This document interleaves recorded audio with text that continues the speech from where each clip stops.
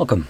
In front of me I have the XIAOMI Watch 5, and today I'll be going over unboxing along with a quick look at the device and also its specifications.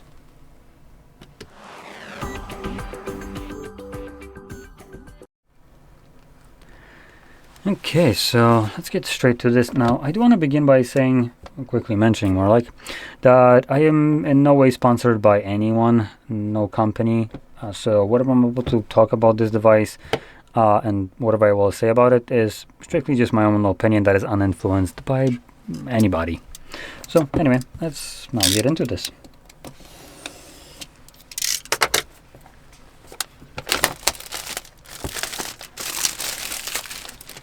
So there we go.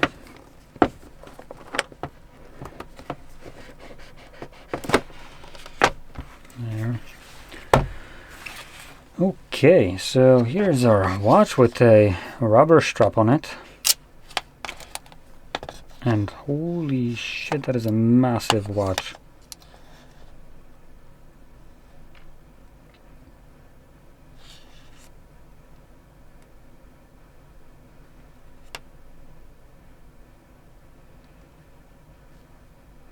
Anything will turn it on, come on.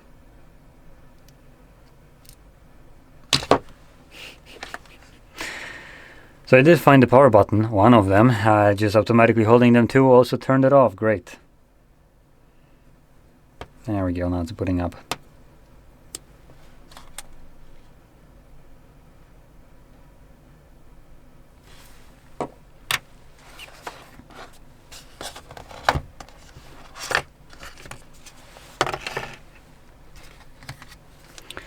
Now here we have this tiny little instruction, which it's a smartwatch, to be honest, no one needs this.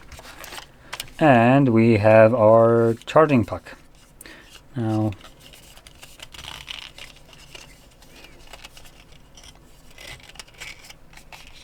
it's a type A. Personally, I like to see type C on these things, as you can then just connect it to your something like a phone or anything else, as type C is just now a little bit more easy to come by as a plug. Anyway, do you want to also talk about this? The plug itself, or the puck itself, is very light, empty primarily inside, which for purpose of just kind of like, having it lay somewhere, if the type C or if the cable kind of gets tugged on it, it's just gonna easily fly away. And there isn't even any kind of rubber surface under that, so you can see just kind of slides around. So as a design choice right here, it's meh. Now it is holding pretty well to the watch itself, so it's not really flying off. It's not super strong magnet, but it is going to be pretty easy to just kind of drop it on here, and you can see it automatically just snaps to the position. Now I would have liked to see this a little bit higher quality with like rubber surface, so it just stays in place, maybe some added weight in there so it just also stays a little bit better in place, but it is what it is. So anyway, let's move on to the watch itself. So we have a rotating crown right here. The device is running super smoothly. Wow, pretty nice. Now this is a 5.4 5 Jesus, 5, what am I smoking right here? 1.54 inches. That's what I meant to say from the beginning. Screen size, it has a 480 by 480 resolution AMOLED display with a brightness of 1500 nits. It boasts 312 pixels per inch and is covered by, love to see that, sapphire glass. Nice. Now, if you don't know what sapphire glass is, to say it in the easiest way, you should be happy about it, because no matter what you do with this device, like I can flip it like this and I can be certain that this won't be scratched. Like, it's going to be pristine. So I had this on my Galaxy Watch, I think it was 7 or 6, whichever one was the one before they started making squircles. So that one had sapphire glass, and I brushed it against concrete and other things while walking, just like by mistake, not purposefully usually. And the aluminum body that it had, as I think it was aluminum, or whatever body it had. It was some kind of metal, but that got scuffed up. The glass, pristine. There's no protection on it, no nothing. Never needed it. It just, this like sapphire glass in general is absolutely like super durable. It's one of the hardest things you can get, and as long as you don't encounter some kind of diamond that is gonna scratch it, then you probably won't be scratching that display. So love to see that. Now moving on into the specifications, this Chunkers has a 930 milliampere hour battery. That is a enormous battery for a watch. And there's no rating on how fast it charges, but we also have the Snapdragon W5 Gen 1 processor. So that's one thing. 2 gigabytes of RAM, just standard, and 32 gigabytes of built-in storage for apps and other things, as it is going to be running the Android Wear OS 6. Now it is 6 globally, and also Hyper OS 3 in China. Now that is based on GSM Arena. So there we go. Now this specific model here that I have comes with a silicone strap, but by the looks of it, there's also one that would come with a leather strap, which I would have much rather like to see this instead of the silicone one. But because this is a, by the looks of it, a standard log distance right here, the width, I think it's 22. If I can find that info somewhere, that would be great. You know what, I can easily do this by just getting a 20 millimeter one. Bear with me while I just whip off my watch. There we go. So that's a 20 millimeter log.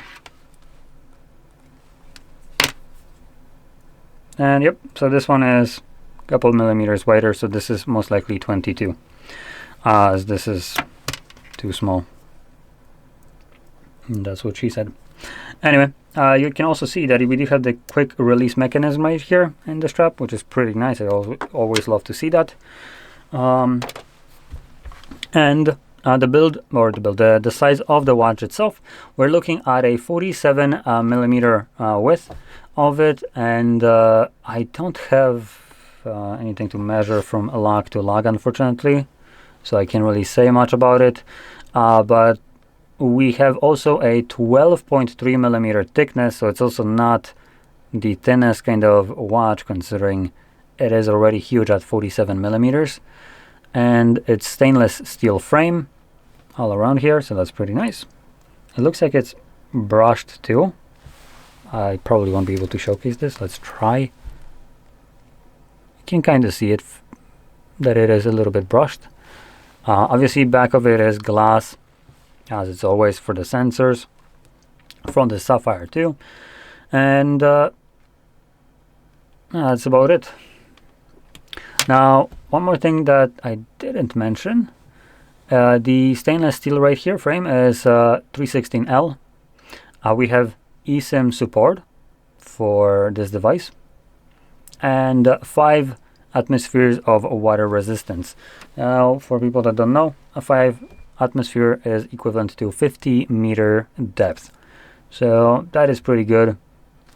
Now, one thing to keep in mind, these ratings usually refer to like not clean water, but basically just, you know, kind of like a water like you have in top, not ones that are treated like with chlorine or salt water. This could impact the seals on the watch itself, and obviously allow the water to get inside of it. And if it's discovered, for instance, that it got damaged because of salt water, as an example, or chlorine, that would kind of usually void your warranty. So something to keep in mind. Now, it doesn't mean that it's going to happen. It doesn't mean that, you know, salt or chlorine will damage it super fast or anything like that, but it probably will have some kind of impact on your device. So it's best that you know that if anything would happen, your warranty might mean nothing, even though the watch itself is rated for 5 atmospheres. Now, other than that, you have everything that you'd expect from a smartwatch, like gyro, accelerometer, compass, barometer, heart rate, blood oxygenation and EMGs and so on. So there we go. Now, one last thing that I do want to talk about, the battery right here, because it is so big. The reason we can get such a huge battery in here is because, unlike Samsung, Xiaomi actually includes silicone carbon battery. So it's basically the same kind of battery that you'd probably get on a 600 milliampere hour device, but here we can get 900 out of this, just because silicone carbon is a little bit tighter, densely packed. So the footprint of the battery itself is still the same, but it holds more charge. So there we go. Price wise though, it comes at about 300 euros, so it is not obviously the cheapest watch. And let's take a quick look at something like this. So yeah, it's close to the price of something like the Galaxy Watch Ultra. Now, is there a newer one? Let's quickly check. Nope, that's the only one. So Galaxy Watch Ultra, but that being said, Galaxy Watch Ultra comes only with a 590 milliampere battery comparing to this one. So this has almost double the battery. So if you're looking for something that might last you longer, I think this might be it in terms of battery life. I haven't obviously tested it out, just whipped it out of the box. Something that you could check out, see how good the battery life is. The watch, like Samsung ones, were supposedly designed for long battery lasting, but again, by not using a silicone carbon battery, they're already at a disadvantage compared to something like this that does use it and can have much bigger battery cell in here. So other than that, obviously the Samsung Watch Ultra would be also kind of like a flagship device, and it's about the same size. It's also 12.1 millimeters in thickness, 47 in width, though it is more of a squircle. So it has circular display, but squarish body. But in any case, you can pick out any one of them. Both of them seem to be freaking fantastic. This one, I think if I would be picking one up myself, I probably would be catering more towards this one, just because of the fact that it has a much bigger battery. It's one Snapdragon instead of the Exynos, which I just despise just because it's Exynos. And other than that, it's very comparable to each other. But this one is just more traditional shape, circle, bigger battery. And I just prefer it more. Now, truth be told, it's not something that I would be wearing, because, to be honest, this looks hilarious on my wrist. Like, this is a wall clock for me. So yeah, keep in mind, you need to have a chunky wrist for this kind of a watch. If you have ones like me, which are like, what is it, 5.5 inches? Yeah, you're not going to be using that, and you probably already know that. So anyway, that's about it. So if you found this very helpful, don't forget to hit like, subscribe, and thanks for watching.